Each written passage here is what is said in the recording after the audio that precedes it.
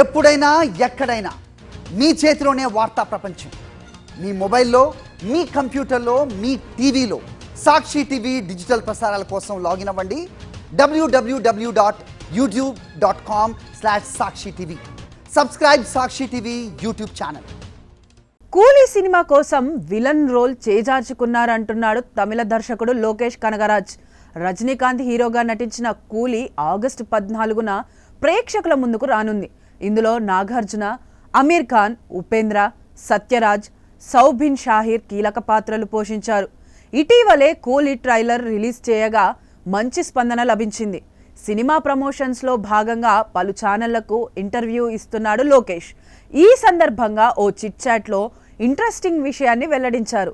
శివకార్తికేయన్ హీరోగా నటిస్తున్న పరాశక్తి సినిమాలో విలన్గా ఛాన్స్ వచ్చిన విషయాన్ని బయటపెట్టాడు. దర్శకురాలు సుధా కొంగరతో పలుమార్లు సమావేశమయ్యానని కూడా తెలిపారు. కానీ కూలీ చిత్రీకరిస్తున్న సమయంలోనే పరాశక్తి కూడా సెట్స్ పైకి వెళ్ళిందన్నాడు. విలన్గా నటించాలన్న ఇంట్రెస్ట్ ఉన్నప్పటికీ డేట్స్ క్లాష్ అవుతున్నందున ఆ మూవీ చేయలేకపోయానన్నాడు. శివకార్తికేయన్ సైతం జోక్యం చేసుకొని తనను విలన్గా చేయమని కోరాడని చెప్పాడు. కానీ కూలీ సినిమాను చెప్పిన సమయానికి పూర్తి చేయాల్సి ఉన్నందున రిజెక్ట్ చేశానని చెప్పుకొచ్చాడు.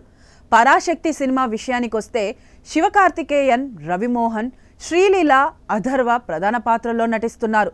జీవి ప్రకాష్ కుమార్ సంగీతం అందిస్తున్న ఈ మూవీ వచ్చే ఏడాది జనవరిలో రిలీజ్ కానుంది. ఇకపోతే లోకేష్ త్వరలోనే హీరోగా ఎంట్రీ ఇవ్వనున్నాడు.